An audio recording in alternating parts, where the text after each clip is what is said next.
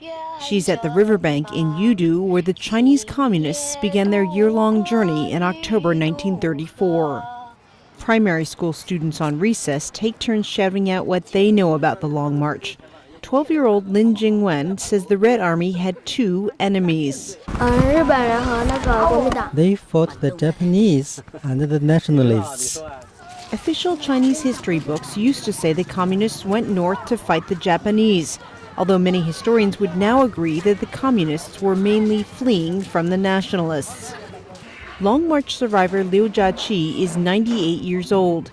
He considers the Long March the communists' most important achievement since taking power in 1949.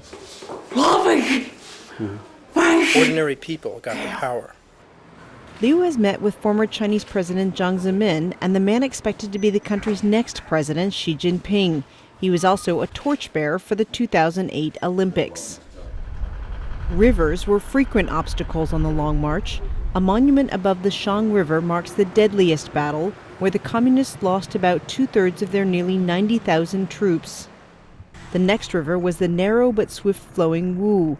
Red Army soldiers crossed only after engineers built bamboo rafts. Official Chinese history says Mao took over leadership of the Communist Party following a meeting at Zunyi. He then led the Red Army to the Chishui River, crossing and recrossing 4 times.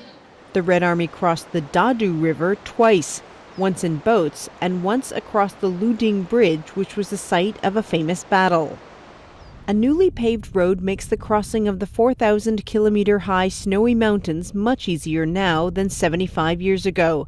There is snow even in May, but locals say it is less than in Mao's day because the temperature is warmer than it used to be. The grasslands, which hide deadly bogs, presented the next natural obstacle. As the Red Army headed north and east, the terrain changed into the dry and dusty plateau of China's so-called Yellow Earth country. Mosques indicate the presence of Hui Muslims in Gansu and Ningxia.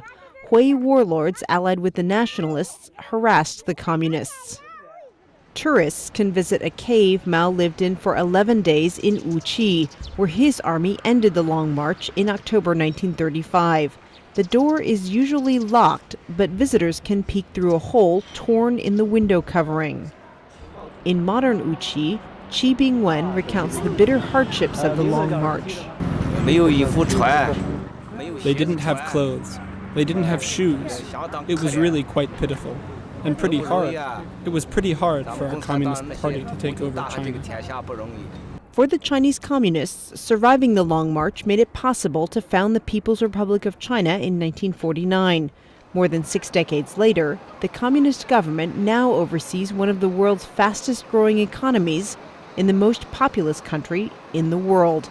Stephanie Ho, VOA News, Beijing.